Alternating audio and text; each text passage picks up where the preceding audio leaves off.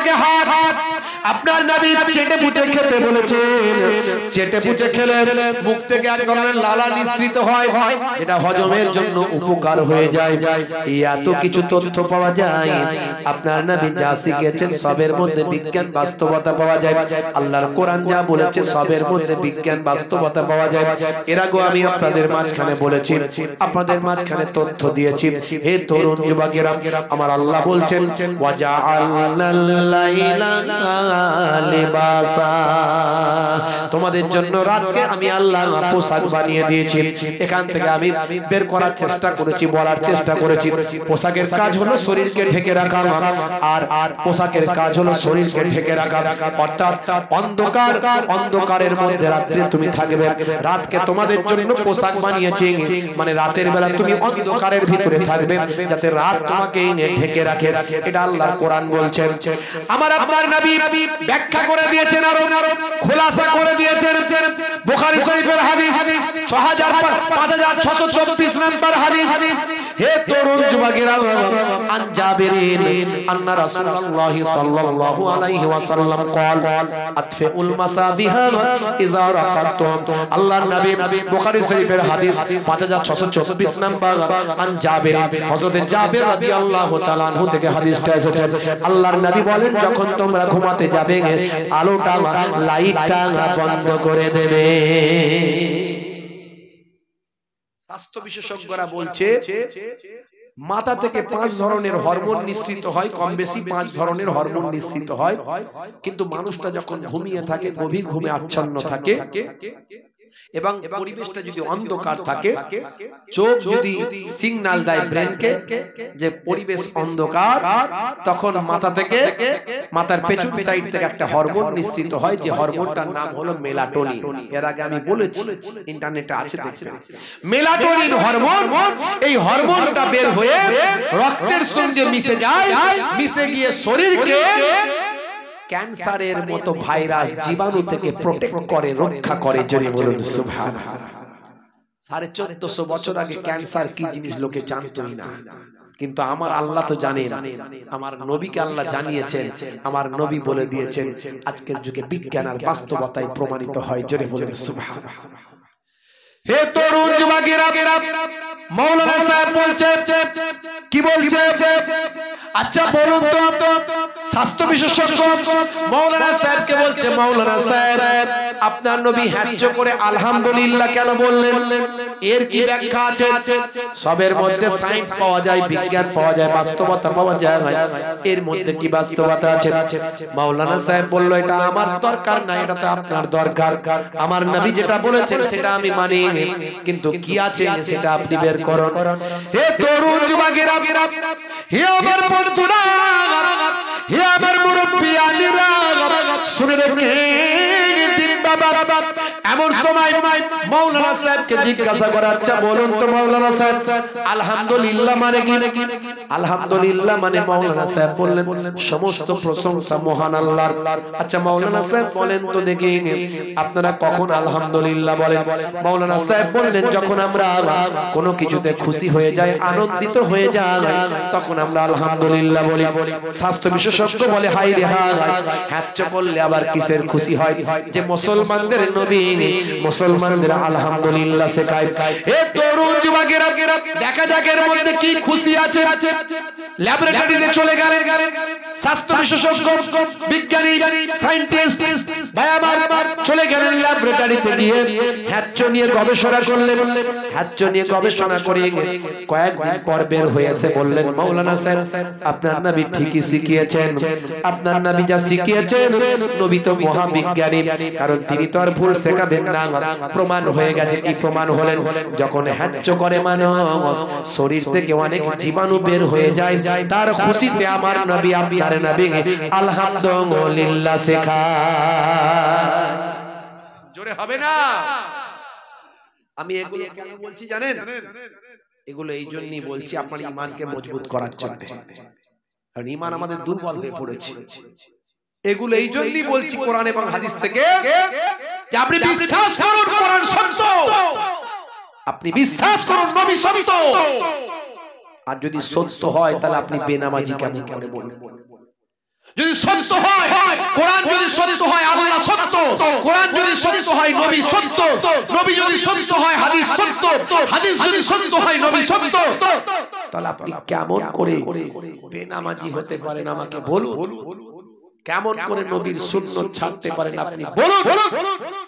আলহামদুলিল্লাহ এই ওয়াজগুলো আমি করি, আমাকে প্রতিদিন কম বেশি কয়েকজন করে আমাকে ফোন করে, কম বেশি কয়েকজন করে ফোন করে, হুজুর আপনার ওয়াজ শুনে আমি হেদায়েত হয়ে গেছি, নামাজি হয়েছি, কেউ বলে দাড়িওয়ালা হয়েছি, কেউ বলে নেশামুক্ত জীবন যাপন করছি, হুজুর আপনার ওয়াজ শুনে আমি সুন্নত রেখে দিয়েছি, এইভাবে আমাকে বলে। আলহামদুলিল্লাহ আমার ওয়াজ করা সার্থক, আমার আগ্রহ আরো বেড়ে যায়। আমি চেষ্টা করি বারবার এরকম তথ্যগুলো খুঁজে খুঁজে বের করার এবং মানুষের কাছে বলার। ভাইরা আমার, আজ থেকে প্রতিজ্ঞা করুন যে আমি যদি সত্য বলে মনে করি তাহলে আজ থেকে নামাজ ছাড়বো না, নামাজ ছাড়বো না। হে তরুণ যুবকেরা, হে আমার বন্ধুরা, হে খিদিরপুরের মানুষেরা, এই মাইকম্যান কোথায় গেল? কি হচ্ছে এরকম মাঝে মাঝে?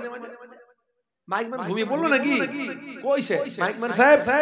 আরে তোমার প্রশংসা করে দিলাম আর মাইক খারাপ করে দিচ্ছ কেন? কোথায় গেল মাইকম্যান ভাই? এরা মাঝে মাঝে ক্যাঁ করে রয়ে যাচ্ছে, শেষে ক্যাঁ করে রয়ে যাচ্ছে। দরুদ শরীফ আল্লাহুম্মা সাল্লি আলা।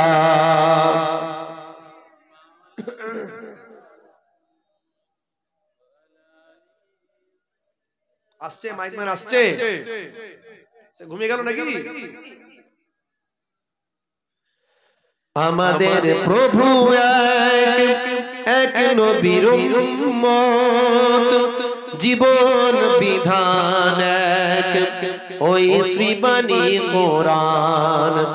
আমাদের প্রভু এক নবীর উম্মত, জীবন বিধান এক ওই শ্রীবাণী কোরআন। তবে কেন এক নও হে মুসলমান, এক করি আহ্বান। তবে কেন এক নও হে মুসলমান, এক করি আহ্বান। মদিনা শরীফ এক, ওহদ পাহাড় এক, বদরের মাঠ এক। একটা তো জীবন আর মরণ তো একটাই, একটা তো জীবন আর মরণ তো একটাই। সকলের তরে আছে একই স্থান। তবে কেন এক নও হে মুসলমান, এক করি আহ্বান। আমাদের প্রভু এক নবীর উম্মত, জীবন বিধান এক ওই শ্রীবাণী কোরআন। আল্লাহুম্মা সাল্লি আলা।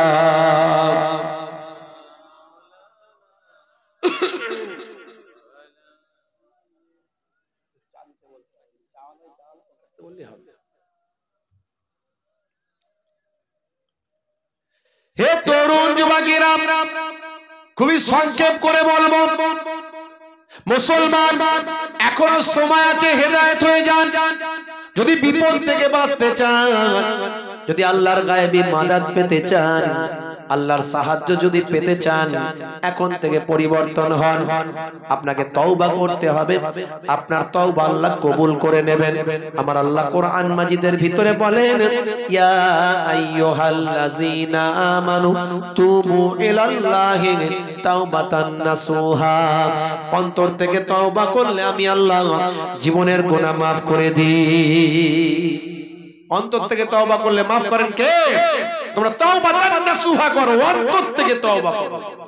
হে তরুণ যুবকেরা, হে আমার বন্ধুরা, শুনে রেখে দিন বাবা, জেনে রেখে দেন, আমি আপনি যে কৃত কর্মগুলো করি আমার আল্লাহ কিন্তু জানেন, আমার আল্লাহ কিন্তু জানেন। ফেরেশতারা লিপিবদ্ধ করছেন, কিরামান কাতিবিনা ইয়ালামুনা মা তাফআলুন। আপনি যা কিছু করছেন কিরামান কাতিবিন সব তারা জানে, সব তারা কিন্তু লিপিবদ্ধ করছেন। হে তরুণ যুবকেরা, কাল কিয়ামতের দিনে আমার আপনার অঙ্গ প্রত্যঙ্গগুলো সাক্ষী হয়ে যাবে। কাল কিয়ামতের দিনে সাক্ষী হবে। আমার আল্লাহ সেদিন জবানটাকে বন্ধ করে দেবেন, হাতের জবান খুলে দেবেন, পায়ের জবান খুলে দেবেন। পা কোথায় গিয়েছিল, হাত কি কাজ করেছিল, সব কিন্তু তারা সে সময় বলতে থাকবে। হে তরুণ যুবকেরা, দুনিয়ার জমিনে এক সময় আমার আল্লাহ কিয়ামতের নমুনা তৈরি করেছিলেন। কষ্ট হচ্ছে আপনাদের? হ্যাঁ কষ্ট হচ্ছে। আবার একটু দান তুলতে হবে, দেবেন তো ঠিকঠাক? হ্যাঁ কি জি? কিন্তু সেদিন নমুনা হয়ে যাবে, কিয়ামতের নমুনা কি? জবান বন্ধ, হাত বলবে দান দিয়েছিলাম আল্লাহ, পা বলবে হেঁটে গিয়ে দিয়েছিলাম, পা বলবে হেঁটে গিয়ে মজলিসে এসেছিলাম। দেখুন নমুনাটা দেখুন, কিয়ামতের নমুনা। বলবো কিয়ামতের নমুনা দুনিয়াতে ঘটেছিল, দুনিয়াতে ঘটেছিল বলবো? আচ্ছা কারা কারা চান না হাত তুলে দেখান তো দেখি। ঝোঁকে ঝোঁকে রাত হয়েছে তো। হে তরুণ যুবকেরা, খুবই সংক্ষেপ করে বলি, হে যুবকেরা শুনে রেখে দেন, জেনে রেখে দেন। হযরত নবী দাউদ আলাইহিস সালামের জামানায় একজন ধনী লোক ছিলেন, ধনী লোক।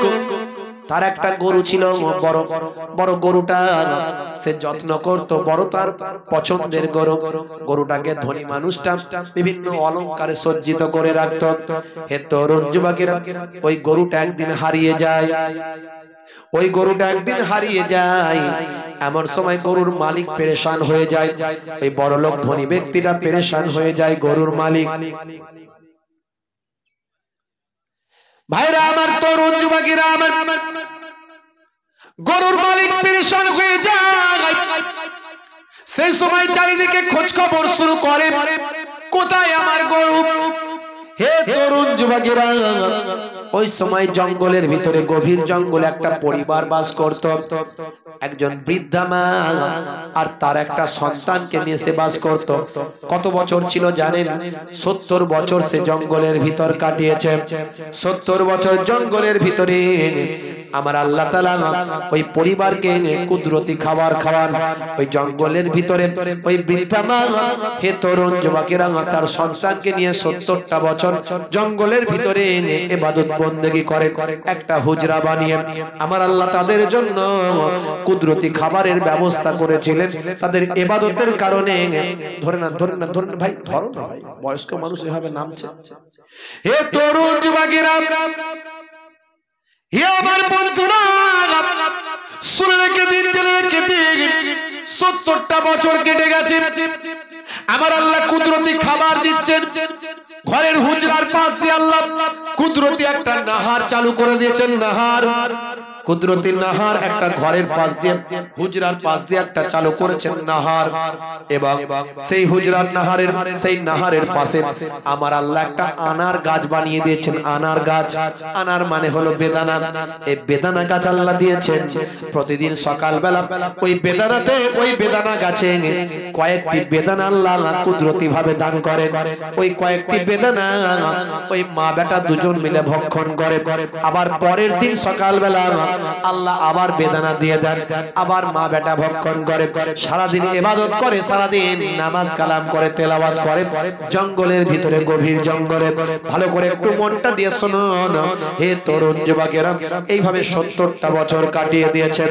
হে জওয়ান যুবকেরা, ওই ব্যক্তি বড় লোক, ধনী লোক, তার গরু হারানোর পরে সে এসেছে হযরতে দাউদ নবীর কাছে। দাউদ নবী তিনি নবী এবং বাদশা। দাউদ নবীর কাছে এসে বলে, হুজুর বিচারটা করতে হবে। আল্লাহর মাহবুব বান্দা বললেন, বাবা বিচারটা তোমার করব, তোমার গরুর ফয়সালা হবে, তবে কয়েকদিন পরে ওই যে ঈদের দিন আসছে, ঈদের দিন, ঈদের ময়দানে তোমার বিচারটা হবে, ঈদের ময়দানে ফয়সালা হবে। আর জনগণকে বলে দিও সেদিন একটা কায়ামতের নমুনা দেখা যাবে। কায়ামতের মাঠের কায়ামতের দিনের অবস্থার একটা নমুনা সেদিন দেখা যাবে। হে তরুণ যুবকেরা, হে আমার বন্ধুরা, এমন সময় দেখতে পাওয়া যায় ওই গরুটা যে হারিয়েছিল, এই গরুটা খোঁজাখুঁজি চলছে, চারিদিকে লোকজন পাঠিয়েছে, কোথাও গরু খুঁজে পাওয়া যাচ্ছে না। একজন জাসুসি করা গোয়েন্দা মহিলা লাগিয়ে বলল, একটু চারিদিকে প্রত্যেকের ঘরগুলো খবর নাও। সে ঘরগুলো খবর নিয়ে দেখো, যদি তুমি গরুর তথ্য দিতে পারো তোমাকে মোটা পুরস্কার দেওয়া হবে। ওদিকে গরুটা ভাই আমার আল্লাহর কুদরতি ক্ষমতায় জঙ্গলের ভিতরে গিয়ে হাজির হচ্ছে। ওদিকে বাবা একটা ঘটনা ঘটেছে মাঝখানে। সে ঘটনাটা কি? সে ঘটনা হলো ওই বৃদ্ধা মহিলার সন্তান, ওই যে মানুষটি, লোকটি, সেই লোকটি প্রতিদিন আনার খেতে খেতে আর পানি খেতে খেতে সে বোর ফিল করছে। মাকে বলছে, মা আর প্রতিদিন একই খাবার আমি খেতে চাই না। কি করবে? বলছে, মাগো এই আনার দুটো চারটে তুলে নিয়ে চলে যাব, নিয়ে বাজারে যাব, বাজারে গিয়ে বিক্রি করে যে পয়সা পাবো সে পয়সা দিয়ে কিছু অন্য খাবার নিয়ে আসবো, নিয়ে এসে ওই খাবার খেয়ে একটু মুখের স্বাদটা পরিবর্তন করব। মা বলছে, বাবা এটা করতে যেও না, আল্লাহর কুদরতি আল্লাহ আমাদের দান করছে, এই অবাধ্য হতে যেও না, আল্লাহ নারাজ হবে। সে কি হলো? সেই যুবক বলল, না মা অসুবিধা নাই, তো আমি তো এটা বিক্রি করে অন্য খাবারে তো আল্লাহর সঙ্গে কোনো নাফরমানি করছি না। এইভাবে জোর করে ভাই আমার কিছু আনার পরের দিনে যা হয়েছিল সেটাকে তুলে নিয়ে বাজারে গিয়ে বিক্রি করে বাজার থেকে অন্য ফল নিয়ে এসে বাড়িতে এসে হাজির করলো। মাকে বলল, মা খান। মা বলল, বাবা আমি খাবো না, তুমি খাও। ছেলে বলল, না মা আপনি যদি না খান আমি কিন্তু খাবো না। নিরুপায় হয়ে মাও খেলো। পরের দিন ইবাদত বন্দেগী করে সকালবেলা আবার এই নাহারের পাশে আনারের গাছ থেকে আনার আনতে গিয়ে দেখে আনার আল্লাহ আর দেননি। এবারে কয়েকদিন ক্ষুধার্ত, না খেয়ে কাটছে। হে তরুণ যুবকেরা, ওই ধনী মানুষটার গরুটা জঙ্গলের ভিতরে ঢুকেছে, হুজরার সামনে এসে হাজির। ওই বৃদ্ধা মা এবং ছেলেটিকে সেখানে দেখতে পায়। গরুর জাবানটা আল্লাহ খুলে দিলেন। জাবানটা খুলে দিয়ে গরু সেই সময় বলেন, আপনাদের জন্য আমাকে খাওয়া হালাল, আপনারা আমাকে জবাই করে আপনারা খান, গোশত পাকান, আমার আল্লাহ আপনাদের খাবার জন্য আমাকে পাঠিয়ে দিয়েছেন। হে তরুণ যুবকেরা, এমন সময় দেখতে পাওয়া যায়, সেই সময় ওই যুবক বলল, মা তাহলে গরুটা জবাই করি। মা বলে, না না না হতে পারে না, না না হতে পারে না। কার গরু কোথা থেকে এলো? আমরা এটা জবাই করে খেতে পারবো না যতক্ষণ না গরুর মালিক আমাদের অনুমতি না দেয়। সেই সময় ছেলেটি বলল, মা গো মা, গরুর জবান খুলে গেছে, তুমি কি বুঝতে পারো না? আমার আল্লাহ তার জবান থেকে বলাচ্ছে, আমার আল্লাহ তাকে নির্দেশ দিচ্ছে আমাদের জন্য আহার হওয়ার। এমন সময় মা বলল, তাহলে সম্মতি দিলাম। আল্লাহর কুদরতি ক্ষমতায় ওই গরুটা জমিনে শুয়ে পড়লাম, সন্তানটি জবাই করে গোশত পাকানো শুরু করলাম। কয়েকদিন তারা আসুদা ভরে খেতে শুরু করল। এখন ওই যে মহিলা জাসুসি করছিল, খুঁজে খুঁজে জঙ্গলের ভিতরে এসে হাজির। এসে দেখে গরুর ছাল পড়ে আছে, কিছু হাড্ডি পড়ে আছে। হে তরুণ যুবকেরা, ওই মহিলা এমন সময় সব কিছু তথ্য জেনে নিল। জেনে নিয়ে ওই বড় লোক ধনী মানুষটার কাছে গিয়ে সব গোপন কথা বলে দিল, দিয়ে তার মোটা পুরস্কার নিয়ে নিল। সেই সময় ভাই আমার লক্ষ্য করা যায়, ওই ধনী মানুষটা বিচার নিয়ে দাউদ নবীর কাছে আবার যায়। হুজুর, গরুর খবর পেয়ে গিয়েছি। কি খবর পেলেন? জঙ্গলের ভিতরে একটা পরিবার বাস করে, একজন বৃদ্ধা মহিলা এবং তার সন্তান। ওরা হলো চোর ডাকাত, যার যার পারে চুরি করে আর লুটপাট করে, নিজেরা খায়। এইভাবে আমার গরুটাকে তারা খেয়ে নিয়েছে, বিচার চাই।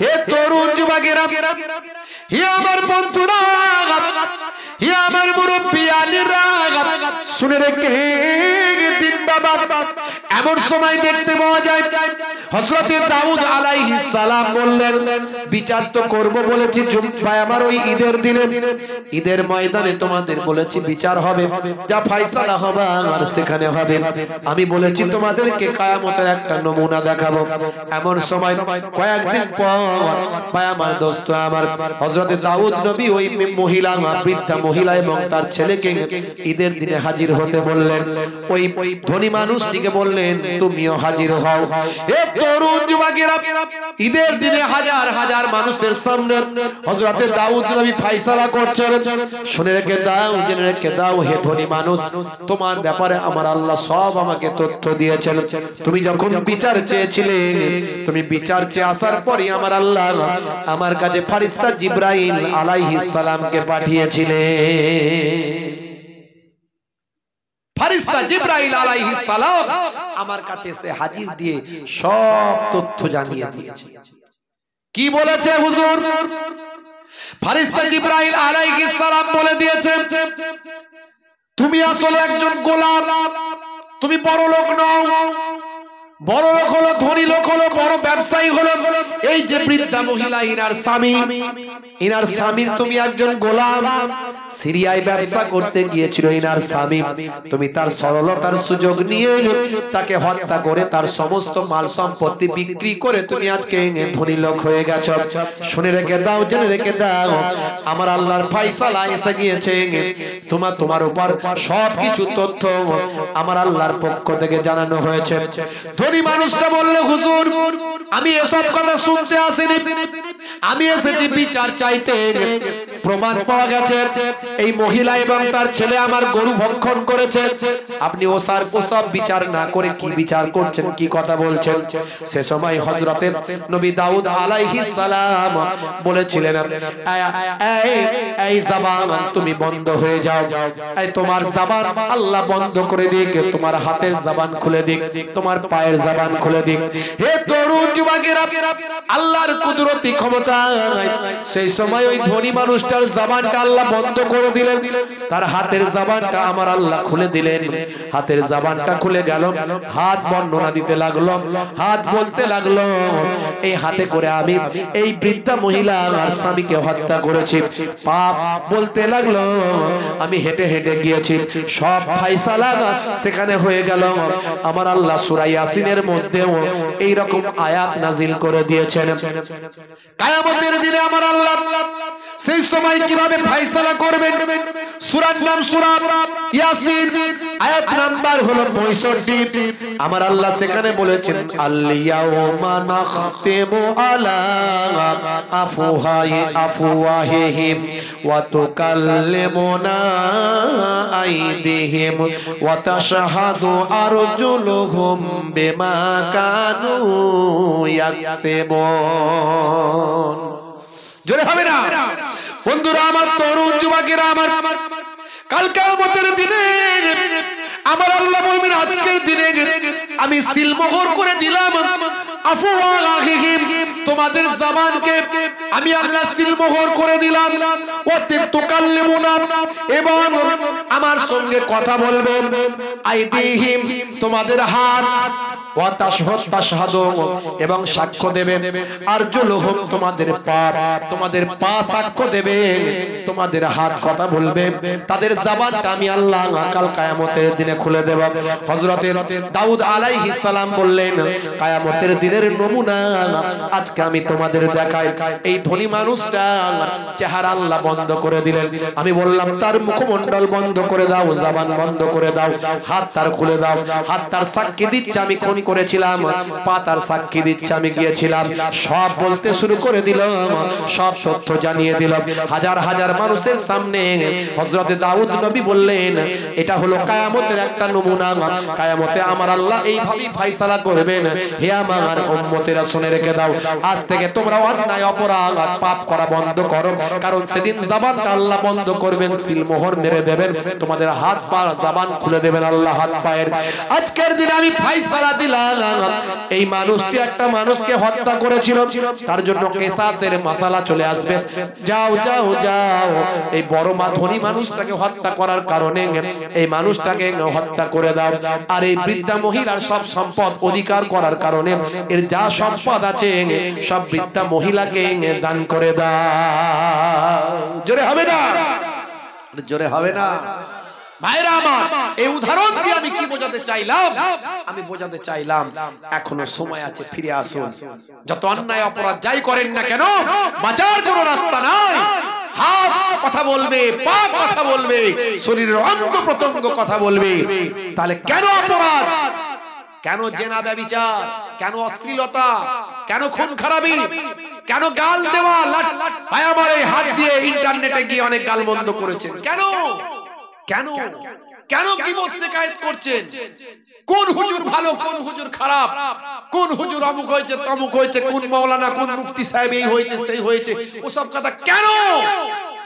আপনি তো গীবতের অধিকারী হয়ে যাচ্ছেন, আপনার জবান থেকেও গীবত বেরিয়ে আসছে, আপনিও চগলখড়িদের খাতায় নামটা উঠে যাচ্ছে, চায়ের দোকানে আপনিও বাজে বাজে মন্তব্য করে গুনাহগারদের খাতায় আপনার নামটা উঠে যাচ্ছে। কেন?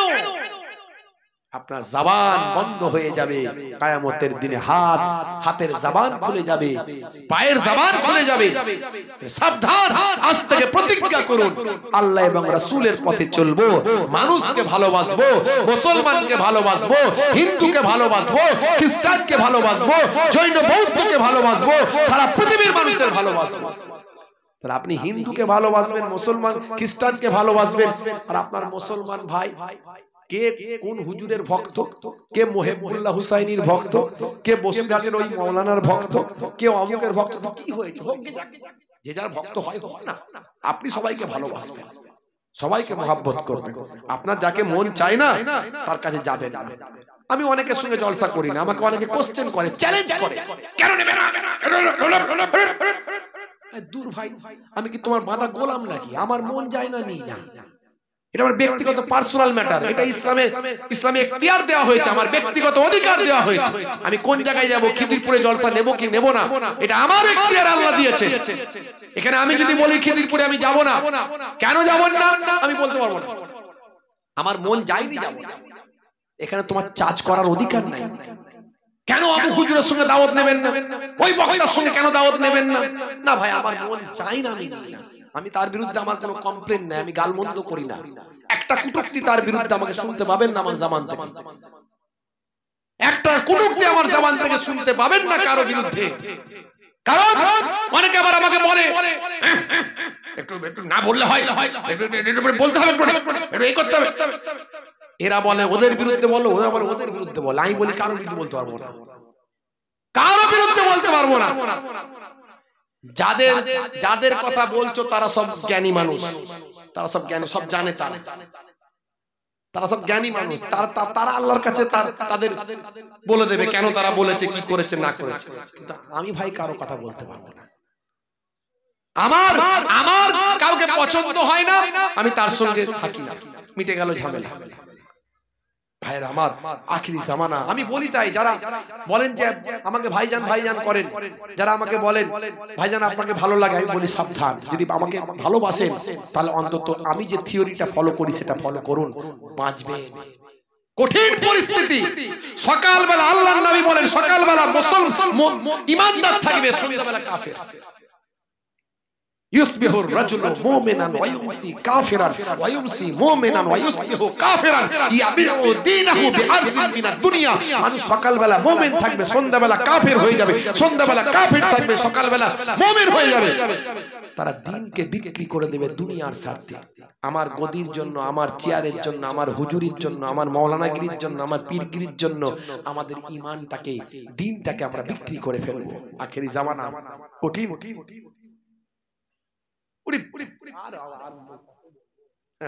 ভাইরা আমার, যাই হোক বাবা মার দুটো জিনিস করুন, বাপ হাত জোর করে বলি, হাত জোর করে বলি, দুটো জিনিস করুন। একটা হলো নামাজ, আর একটা হলো মুখের দাড়ি।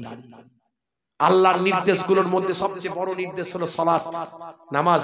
নামাজ কায়েম করুন, নামাজ কায়েম করুন। কায়েম মানে শুধু নিজে পড়া নয়, নিজে পড়বেন, অন্যকে পড়তে নির্দেশ করবেন, এর নাম হচ্ছে কায়েম করা। স্বামী পরে স্ত্রী নামাজ পড়ে না, মা পরে ছেলে নামাজ পড়ে না, বাপ পরে সন্তান নামাজ পড়ে না, এর নাম কায়েম করা নয়। বাপ জান্নাতে যাবে, ছেলে জাহান্নামে যাবে ভাবছেন নাকি? ছেলে জাহান্নামে যাবে যখন বাপকে ধরে টানাটানি করবে, অত সহজ নয়। তুমি তো আমাকে কোনোদিন হেদায়েত করলে না, নামাজ পড়তে কোনোদিন বলেছো? আপনি আপনার ডিউটিটা করুন। এই যে আমি আমার ডিউটিটা করে দিয়ে চলে যাচ্ছি, আল্লাহ বলবে তোকে দুটো হক কথা বলার সুযোগ করেছিলাম, তুই হক কথা বলেছিলিস? খালি হালুয়া রুটি খেয়ে পকেট পুঁজি করে চলে গেছিলিস, মাল গুনে দেখে নিয়েছিলিস শুধু। হ্যাঁ, এখন এই মাল গুনে দেখা নিয়ে অনেক রকম ঝামেলা, বুঝতে পারছেন? এদিককারের হুজুররা শুধু ফতোয়া দিচ্ছে একদম ধার্য করা যাবে না, হারাম।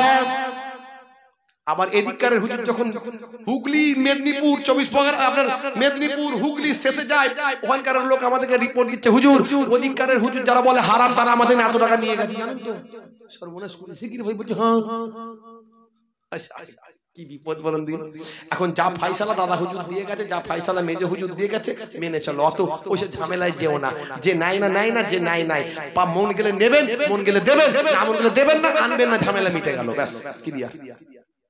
আখিরি জামানা ভাইরা আমার, দুটো কাজ করুন, একটা হলো নামাজ, আর একটা হলো মুখের দাড়ি। সুন্নত গুলোর মধ্যে সবচেয়ে বড় সুন্নত হলো মুখের দাড়ি। বড় সুন্নত হলো মুখের দাড়ি। সমস্ত নবীদের সুন্নত মুখের দাড়ি। আমি অনেক সুন্নতের কথা বলি, কিন্তু সবচেয়ে বড় সুন্নত মুখের দাড়ি। এখন অনেকে দাড়ি রাখতে লজ্জা পায়। আমি বলি বিরাট কোহলি মুখে দাড়ি আছে, আছে না নাই? হরভজন সিং এর মুখে দাড়ি আছে, লিওনেল মেসির মুখে দাড়ি আছে, ভারতের প্রাক্তন প্রাইম মিনিস্টার মনমোহন সিংজির দাড়ি ছিল অনেক বড়, বর্তমান প্রাইম মিনিস্টার মিস্টার মোদিজির মুখেও দাড়ি আছে, আছে না নাই? হ্যাঁ, দাড়ি এখন ফ্যাশন, দাড়ি এখন সৌন্দর্য। কিন্তু তুমি যদি বলো যে দাড়ি সৌন্দর্যের জন্য রেখেছি, ফ্যাশন দাড়ি রেখেছি, ওই দাড়ির দাম আল্লাহর দরবারে 1 পয়সাও নাই। আর যদি বলো দাড়িটা আমি ওই ছোট ছোটই রেখেছি, কিন্তু নবীর সুন্নত মনে করে রেখেছি হুজুর, হতে পারে ওই দাড়িটা তোমার এত মূল্যবান হতে পারে, তুমি কবরে যাওয়ার পরে মুনকার নাকির ফেরেশতা যখন বলবে মান রব্বুকা, দেখতে পাবে নবীর সুন্নত বলে মুখে দাড়িটা রাখা, হতে পারে ওই দাড়িটাই হবে নাজাতের জারিয়া। জোরে হবে না? দুটো জিনিস নিয়ে বাড়ি চলে গেলে জীবন ধন্য হবে। 70% অন্যায় অপরাধ আপনার কাছ থেকে সরে পালিয়ে যাবে। একটা হলো নামাজ, 2 নাম্বার হলো দাড়ি। বলুন ইনশাআল্লাহ, বলুন ইনশাআল্লাহ।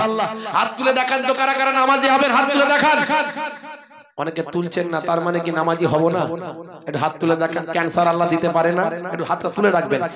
ক্যান্সার আল্লাহ দিতে পারে না, টিউমার প্যারালাইজ হতে পারে না, হার্ট অ্যাটাক হতে পারে না। হে যুবক, তুমি আজ বেঁচে আছো, কাল বেঁচে নাও থাকতে পারো। প্রতিজ্ঞা করো, হাত নামান, প্রতিজ্ঞা করেন নামাজি হয়ে যাবেন।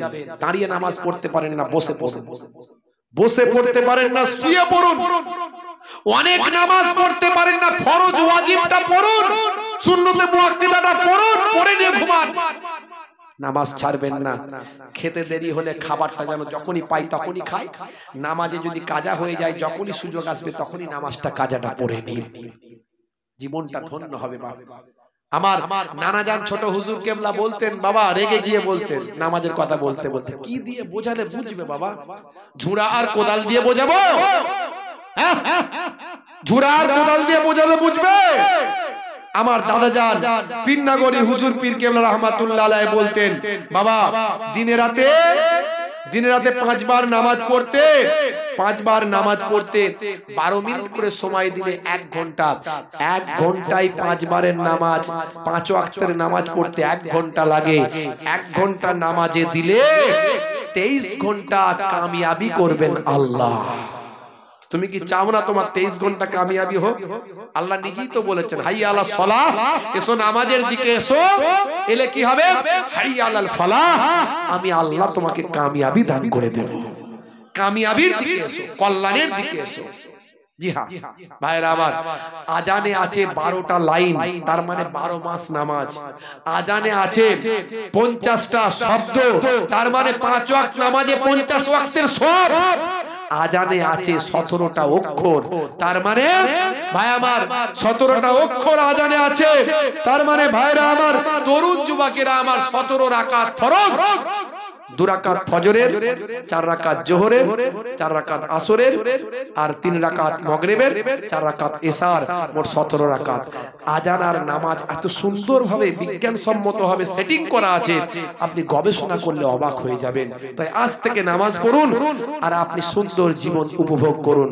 ওয়াক্ত যে হলো ওযু করো, মসজিদে চলো, খোদার হুকুম পালন করো, নামাজটা পড়ো। ওয়াক্ত যে হলো ওযু করো, মসজিদে চলো, দিন রাত 5 ওয়াক্ত নামাজ পড়লে পাবে ভাই জান্নাত। জোরে হবে না? ফজরের সময় হলে মসজিদ যাও তুমি চলে, থেকো না বিছানায় শুয়ে, খোদা দেন রহমত ঢেলে। জোহরের সময় হলে কাজটা দাও তুমি ছেড়ে, কিছু সময় দাও নামাজে, সফলতা আসবে চলে। মাগরিবের ওয়াক্ত আসিলে মসজিদ যাও তুমি চলে, কবরের আযাব থেকে মুক্তি প্রভু দেবে। ওয়াক্ত যে হলো ওযু করো, মসজিদে চলো, খোদার হুকুম পালন করো, নামাজটা পড়ো। ওয়াক্ত যে হলো ওযু করো, মসজিদে চলো, দিন রাত 5 ওয়াক্ত নামাজ পড়লে পাবে ভাই জান্নাত। বলুন না ইনশাআল্লাহ। আমার মায়েরা বোনেরা, আপনারাও নামাজ ছাড়বেন না। নামাজ সবাইয়ের জন্য, রোজা সবাইয়ের জন্য। মায়েরা বোনেরা দুটো কাজ করবেন, স্বামীর দেখাশোনা খেদমত, স্বামী যেন না বলে আমার স্ত্রী আমার কথা শুনে না, এটা যেন না হয়। আর 3 না 4 নাম্বার হলো একটু পর্দা, বাইরে যদি একান্তই বেরোতে হয় মোটা চাদর মোটা ওড়না গায়ে দিয়ে নিজের সম্মান ইজ্জতকে বাঁচিয়ে বাইরে বেরোবেন, প্রয়োজন হলে বেরোবেন, না হলে বেরোবেন না। এই 4টে কাজ করলে 8টা জান্নাতের দরজা আল্লাহ খুলে দেবেন। জোরে বলুন সুবহানাল্লাহ। ভাইরা আমার, যাই হোক আপনাদের কাছ থেকে বিদায় নেব। যাওয়ার আগে একটুখানি আপনাদের এই পাক মাহফিলের জন্য একটু বলবো। একবার মহাব্বতের সঙ্গে দরুদ শরীফ আল্লাহুম্মা।